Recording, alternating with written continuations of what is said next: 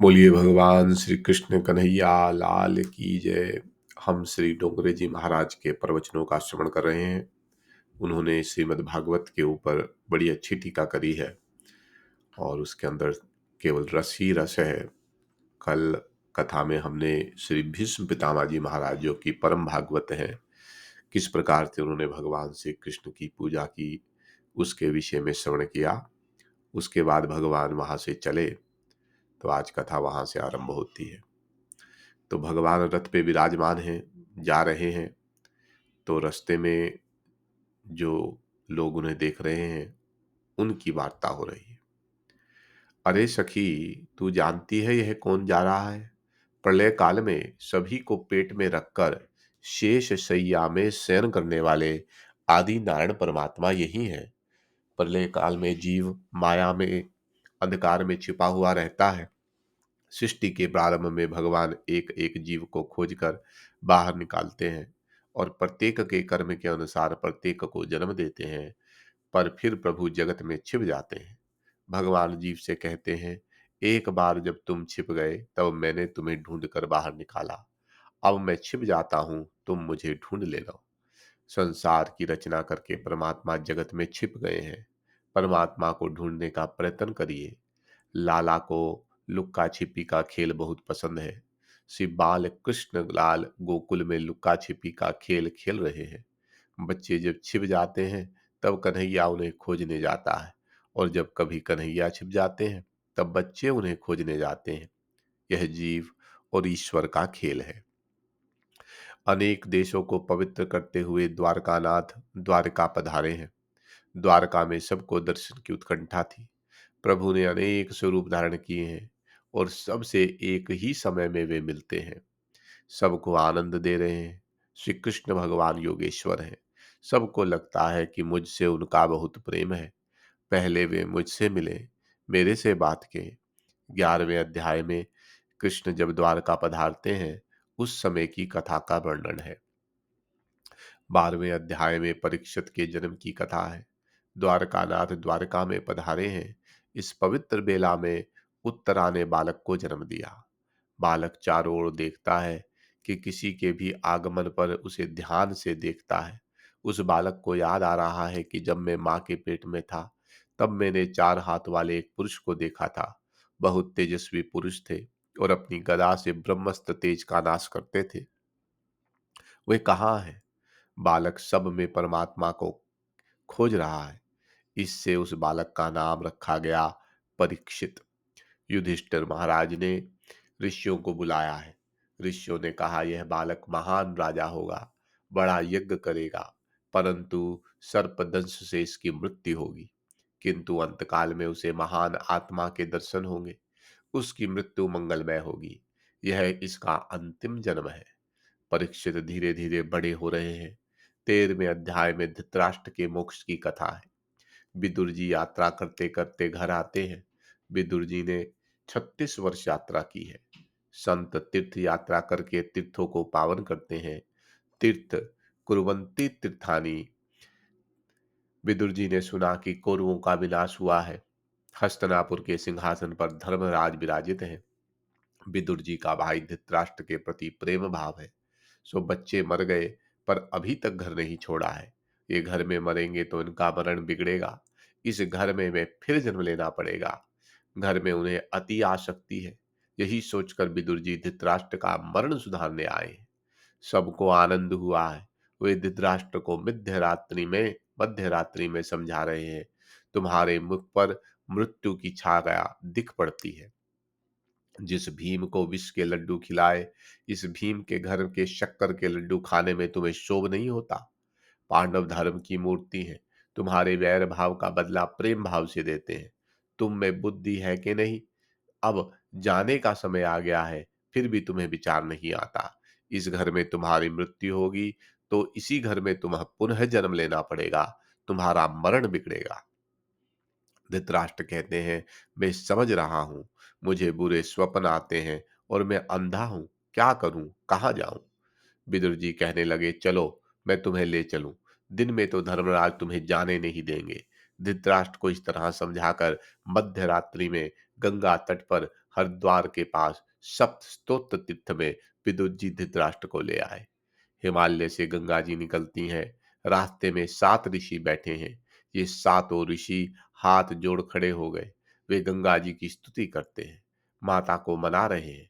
माँ, मेरे आश्रम में पधारिए। जब 7 ऋषि प्रार्थना कर रहे हैं, तब गंगा जी 7 धाराओं में प्रकट होती हैं। एक एक ऋषि के आश्रम में एक एक धारा बनकर वे गई। 7 धाराओं के कारण उसे सप्त स्तोत्र कहते हैं। ये सातों धाराएं ब्रह्म कुंड में इकट्ठी होती हैं। गर्मी के दिनों में गंगा जी की अलग अलग धारा आज भी दिख पड़ती है। वही विदुर जी धृतराष्ट्र को ले आए। विदुर जी के सत्संग से अब धृतराष्ट्र भी परमात्मा का ध्यान करने लगे। धर्मराज का नियम था कि हर रोज चाचा चाची को वे बंदन करते थे। आज चाचा क्यों नहीं दिख रहे? चाची घर में अकेली है। मैंने उनके पुत्रों को मार डाला, इसलिए आत्महत्या करने के ना चले गए हों। धर्मराज परेशान हो गए। भगवान के लाडले भक्त जब दुखी होते हैं, तब बिना निमंत्रण ही संत उनके घर पहुंच जाते हैं। आज वहां नारद जी महाराज पधारे। वे धर्मराज को समझा रहे हैं, अब चाचा जी की चिंता छोड़िए। विदुर जी के सत्संग से उनका मरण सुधरेगा। आपके अपना कर्तव्य पूर्ण कीजिए। आज तक आपने चाचा जी की सेवा की है, पर चाचा जी में अब ममता ना रखिए। किसी भी मानव में ममता ना रखिए। ममता भगवान में रखिए। किसी स्त्री या किसी पुरुष में ममता रखने वाले बहुत दुखी होते हैं, बहुत रोते हैं। धर्मराज को नारद जी समझा रहे हैं, हमारे शास्त्रों में लिखा है 50-55 वर्ष तक घर की परिवार की देखभाल करना अच्छा है।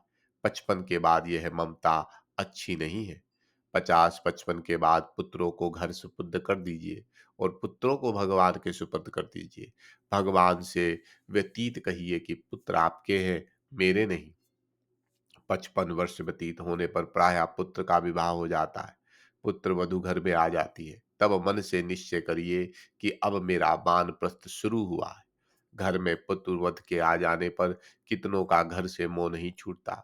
घर में बहू के आ जाने पर समझना चाहिए अब वन में जाकर भक्ति करने का समय आ गया है। 55 वर्ष के बाद सजग होकर जो भक्ति करता है, उसका मदर मरण सुधरता है।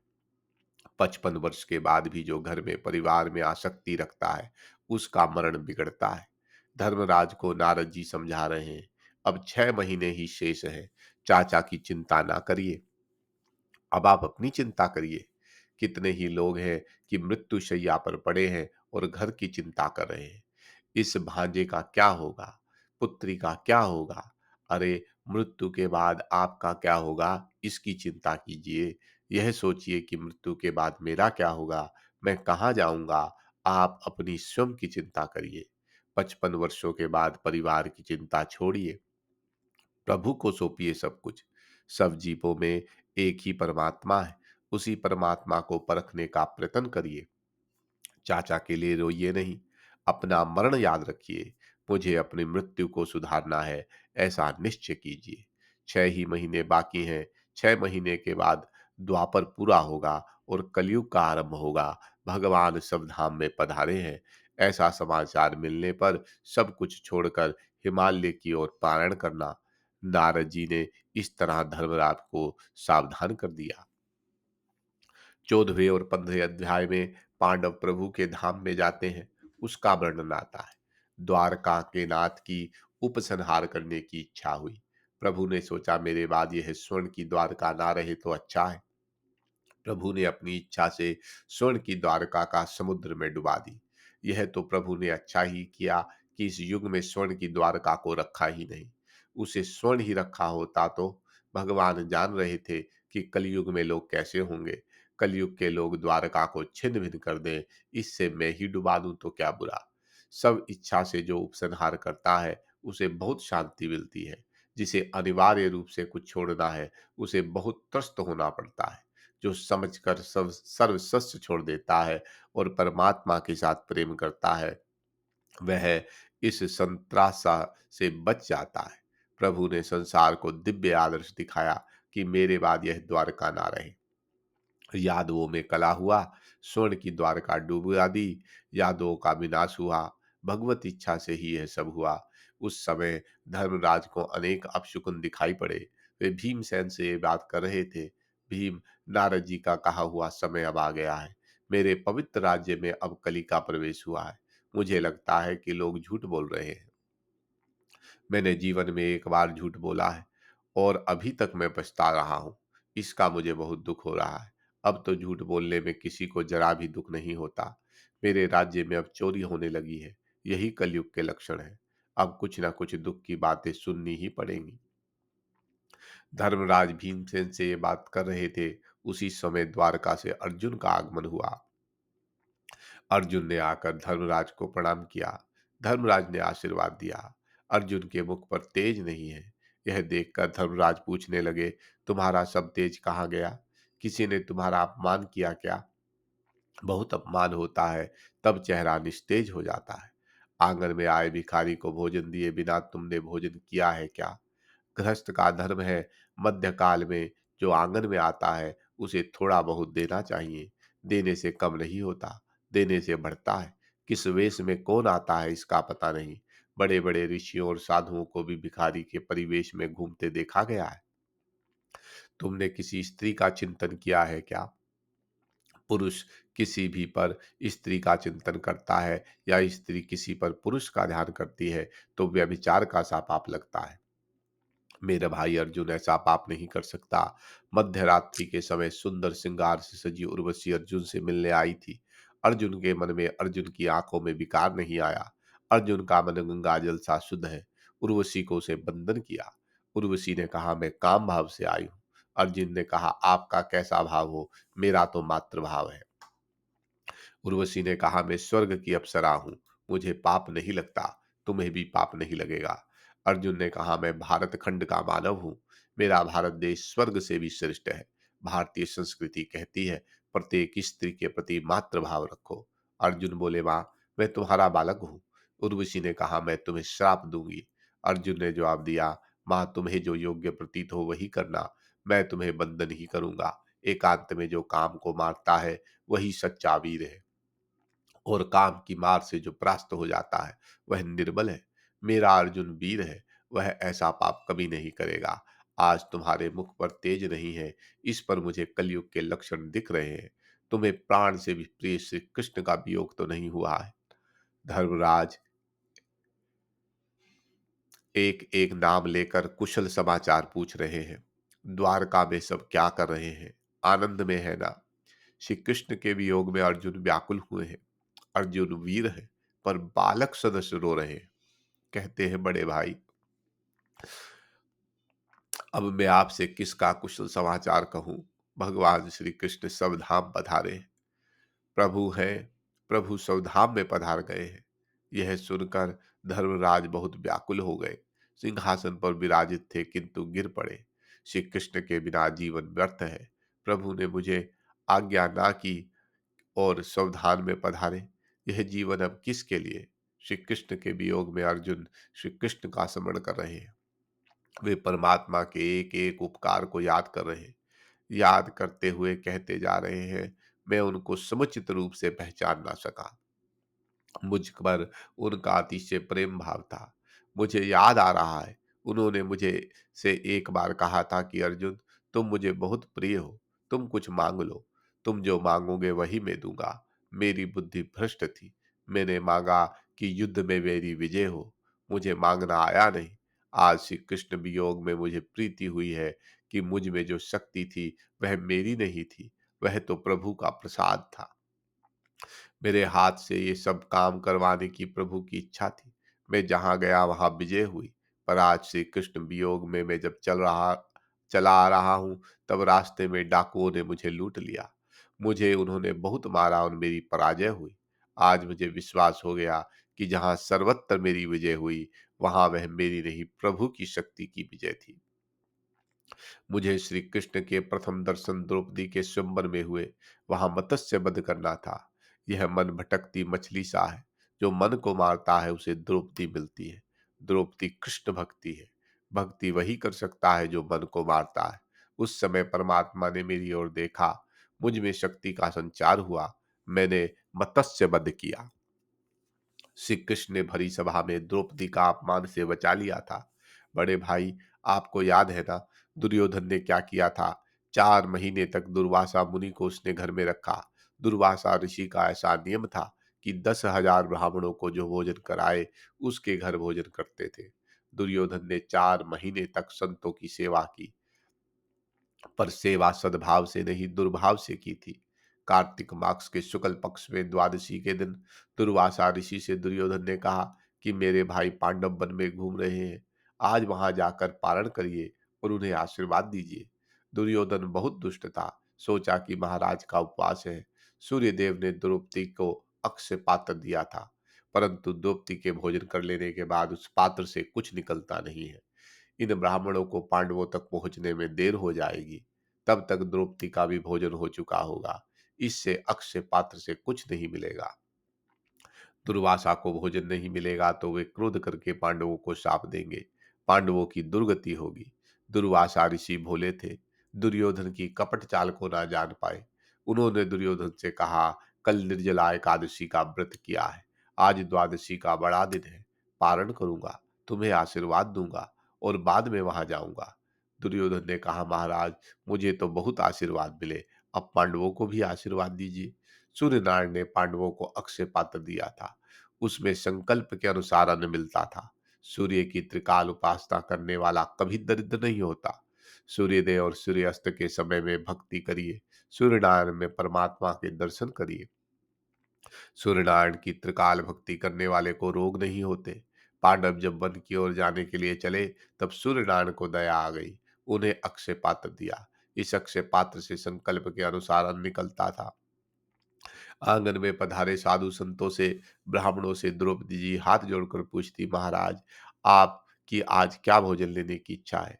संकल्प के अनुसार उस पात्र से भोजन मिलता। जंगल में मंगल था। द्रौपदी पांडवों के साथ सत्संग कर रही थी। द्रौपदी कहती, मेरे प्रभु को झूठा काम करना आता ही नहीं। प्रभु की प्रत्येक लीला जीव के कल्याण के लिए ही है। आपके जीवन में जब उद्वेग का अनुभव हो, दुख का प्रसंग खड़ा हो, तब मान को शांत रखकर सहन करना सीखिए। प्रभु को झूठा काम करना आता ही नहीं। जीव झूठा काम कर सकता है, प्रभु कभी झूठा और गलत काम करते ही नहीं। प्रभु में ऐसा दृढ़ विश्वास रखिए। राज्य चला गया था, पांडव वन में भटक रहे थे। द्रौपदी कह रही थी, जो हुआ बहुत अच्छा हुआ। राजमहल में बहुत से राजसी सुख भोग लिए, सात्विक आनंद राजमहल में नहीं मिला। राजमहल में सात्विक आनंद कहाँ से? मैं रानी बनकर राजमहल में रहती थी, वेदन मुझे याद आ रहे हैं। मैं ध्यान लगाती तो चित्त तन्मय होता ही नहीं था। श्री कृष्ण कीर्तन करती थी, पर हृदय द्रवित होता नहीं था। वनवास में ध्यान में तन्मयता आती है, कीर्तन से प्रेम अश्रु बहते हैं। ऐसे सात्विक आनंद के लिए ही प्रभु ने हमें वन में भेजा है। प्रभु जो कुछ करते हैं, जीव के मंगल के लिए ही करते हैं। भोजन से निवृत्त होकर द्रौपदी पांडवों के साथ सत्संग कर रही थी। उसी समय दुर्वासा ऋषि वहां पधारे।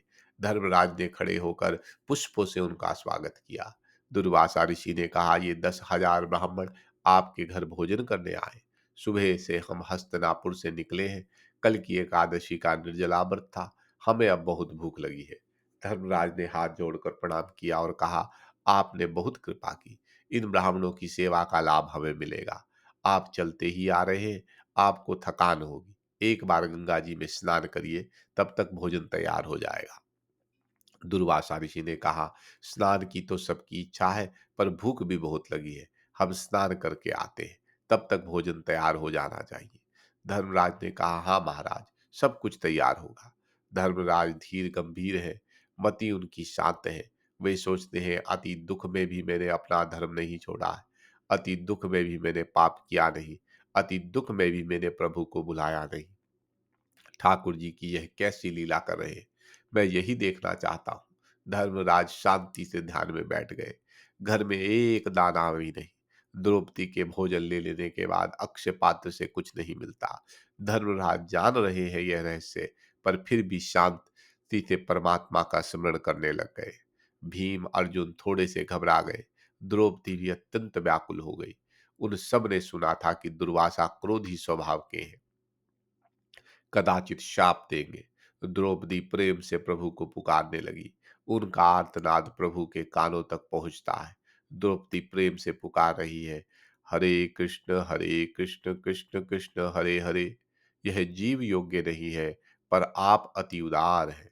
आपने इस जीवन को अपनाया है। एक बार आपने ही कहा था कि द्रौपदी, मैं तुम्हारा भाई हूं, तू मेरी बहन है। एक बार आपने लज्जा रखी। आपकी बहन अब भिखारिन हो गई है, घर में कुछ भी नहीं है। 10,000 ब्राह्मण भोजन मांग रहे हैं। हे नाथ, कृपा करिए, गरुड़ पर बैठकर दौड़ कर आइए। विलंब ना कीजिए, मेरी लज्जा जाएगी। तब जगत में आपका भी उपहास होगा। दुर्वासा ऋषि के आने से पहले द्वारकानाथ आ जाए, नहीं तो मैं दुर्वासा ऋषि को कैसे मुंह दिखाऊंगी। द्वारकानाथ आकर दुर्वासा ऋषि को समझा दे। द्रौपदी द्वारकानाथ की प्रार्थना करती है, नाथ दौड़कर आइए। प्रेम से कीर्तन करते हुए जो परमात्मा को पुकारते हैं, प्रभु उनकी पुकार सुनते हैं। प्रभु एकदम जाग उठे। द्वारकानाथ की सेवा में रुक्मणी जी है। स्वर्ण के थाल में सरस मेवा लाई गई। रुक्मणी जी मना रही है, मैं बहुत प्रेम से लाई हूं, आप खाइए। पर द्वारकानाथ की आंखें भीग गई। रुक्मणी जी पूछ रही हैं, आपको क्या हुआ। प्रभु ने कहा, द्रौपदी मुझे पुकार रही है। पांडव बहुत दुखी है। रुक्मणी जी कह रही है, मैंने सुना है पांडव वन में गए हैं। आपको जाना है तो अवश्य पधारिए, पर यह मेवा खाकर जाइए। वैष्णव जब बहुत दुखी होते हैं, तब प्रभु को भोजन का ध्यान नहीं रहता। वे रुक्मणी जी से बातें करने के लिए नहीं रुकते। प्रभु दौड़ने लगे। इस तरह से कृष्ण कीर्तन करती हुई द्रौपदी ने उनको द्रौपदी को उनके दर्शन हुए। उन्होंने देखा श्री कृष्ण रुक्मणी जी के महल में विराजे हैं। रुक्मणी जी भोजन के लेने का आग्रह कर रही हैं, पर प्रभु तो मेरे लिए दौड़ पड़े हैं। आज मैंने उनके भोजन में विक्षेप डाला है। वे भोजन लेने की तैयारी में ही थे। मैंने अपने प्रभु को बहुत त्रस्त किया है। द्रौपदी ऐसा सोच विचार कर रही थी कि उन्होंने द्रौपदी शब्द सुनाई पड़ा। द्वारकानाथ सम्मुख है। द्रौपदी को उनकी ओर देखने का साहस नहीं है। मैं स्वार्थी हूँ। मैंने अपने प्रभु को बहुत परेशान किया। द्रौपदी की दृष्टि धरती पर है, पर परमात्मा ने सीमित किया। कहा, द्रौपदी, मुझे बहुत भूख लगी है। मैं दौड़ता आया हूँ। मैंने द्वारका में कुछ खाया नहीं। अब मुझे तुम्हारे हाथ का भोजन खाना है। तू मुझे भोजन दे। द्रौपदी ने दोनों हाथ जोड़कर कहा, अब मुझे अधिक लज्जित ना करिए। घर में कुछ भी नहीं है। प्रभु ने कहा, मेरे लिए कुछ तो रखा ही होगा। आज तुम्हारे हाथ का ही दिया मुझे खाना है। घर में कुछ नहीं है क्या। द्रौपदी, मैंने सुना है कि तुम्हें अक्षय पात्र मिला है। मेरे लिए उस अक्षय पात्र में कुछ तो रखा ही होगा। मुझे वह अक्षय पात्र दिखा। द्रौपदी ने वह अक्षय पात्र प्रभु को दिया। कई दिन का भूखा व्यक्ति जिस तरह अन्न को ढूंढता है, उसी तरह द्वारकानाथ अक्षय पात्र में अन्न ढूंढ रहे हैं। अंततः प्रभु ने भाजी का एक पत्ता ढूंढ ही लिया। द्रौपदी से कहने लगे, यह तूने ही मेरे लिए रखा था। यह भाजी का पत्ता सर्व जीवों को तृप्त करेगा। श्री कृष्ण सर्व के अंतर्यामी है। श्री कृष्ण को जो प्रसन्न करता है वह जगत को प्रसन्न कर सकता है। श्री कृष्ण को जो भोजन कराता है वह सारे संसार को भोजन कराने का पुण्य पाता है। लोग गरीबों और साधु संतों व ब्राह्मणों को भोजन कराते हैं, जो अच्छा ही है, परंतु अति उत्तम तो यह है कि अति प्रेम से, बहुत पवित्रता से लाला का स्मरण करते हुए उन्हें ही भोजन कराया जाए। वे धन्य है जो इन्हें एकांत में मनाते हैं और भोजन करवाते हैं। लाला को ऐसी आदत है, श्री बालकृष्ण लाल के पास बैठकर जब लाल को लाड़ करके वे मनाते हैं, तब लाला थोड़ा सा भोजन करते हैं। यशोदा मैया जब बहुत मनाती थी, तब वे थोड़ा सा खाते थे। श्री कृष्ण आज भाजी का पत्ता खाते हैं। प्रभु ने संकल्प किया कि संसार के सब जीवों की तृप्ति हो। भोजन करते हैं श्री कृष्ण, और डकारे आ रही है दुर्वासा को। दुर्वासा ऋषि का पेट फूल गया। ब्राह्मणों में से कोई संध्या करता है, कोई जप कर रहा है। एकदम सभी को डकारें आने लगी। सभी को आश्चर्य हुआ, यह क्या हो रहा है। उसी समय प्रभु ने भीमसेन से कहा, वह महाराज दुर्वासा वहां से भाग जाने का विचार कर रहे हैं। तुम उनको बुलाकर इधर ले आओ। भीमसेन दौड़ते हुए गए और दुर्वासा ऋषि से कहने लगे, महाराज पधारिए, सब तैयार है। दुर्वासा ने पूछा, भीम, तुम सच ही कहना, द्वारका से श्री कृष्ण तुम्हारे घर आए? भीम ने कहा, हाँ आए हैं, द्रौपदी से बातें कर रहे हैं। मुझसे कहा, दुर्वासा ऋषि मेरे गुरु हैं। आज तो मैं ही गुरु जी को भोजन परोसना चाहता हूँ, मैं ही उनको भोजन कराऊंगा। दुर्वासा ने कहा, वे आए हैं तभी से मेरी स्थिति बिगड़ रही है। मैं उनका गुरु नहीं, वे मेरे गुरु है। श्री कृष्ण जगत गुरु है, कृष्णम वंदे जगत गुरु। दुर्वासा ऋषि ने पांडवों को आशीर्वाद दिया। 4 महीने तक मैंने दुर्योधन का अन्न खाया। मैंने भूल की, कभी भी ध्यान में तन्मयता नहीं आई। संध्या गायत्री करते हुए हृदय द्रवित नहीं हुआ। वह पाप काल था। आपके घर में मैं तृप्त हुआ। पांडवों का संयम, सदाचार, सरलता, साधु संतों में सद्भाव और अनंत कृष्ण भक्ति देखकर मैं प्रसन्न हुआ। जय जयकार हुआ। सेवा की दुर्योधन ने आशीर्वाद मिले पांडवों को। जहां जाइए वहां दुर्वासा पीछे पड़ते हैं। वासना बंगले में त्रस्त करती है, ऐसा नहीं, वासना वन में जाने पर भी त्रस्त करती है। सुख भोगने की इच्छा ही दुर्वासना है, जो भक्ति को बिगाड़ती है, छिन्न भिन्न कर देती है। दूसरों को सुख करने की वासना भक्ति को पुष्ट करती है। वासना सभी को त्रस्त करती है। दुर्वासना के त्रास से द्वारकानाथ ही मुक्त करवा सकते हैं। जीव में शक्ति नहीं, सदैव के लिए वे वासना को नष्ट कर सके। कुछ दिन तो कई लोग संयम रख सकते हैं, पर बाद में वासना तीव्र हो जाती है। मानव मूर्ख नहीं, पर मानव का सयाना पर सदैव रह नहीं सकता। वासना के नाम से तो प्रभु ही मुक्त करा सकते हैं। परमात्मे परमात्मा के चरणों का जिसे आश्रय प्राप्त है, वही कृष्ण कृष्ण सेवा में तन्मय बन सकता है। भगवान उसे वासना के त्रास से बचा लेते हैं। भाजी का एक पत्ता खाकर जिन्होंने जगत को तृप्त किया, उन्हीं परमात्मा श्री कृष्ण का अर्जुन स्मरण करता है। श्री कृष्ण लीला का वर्णन करते हुए सब तन्मय हो गए। सारी रात भगवत गुणगान हुआ।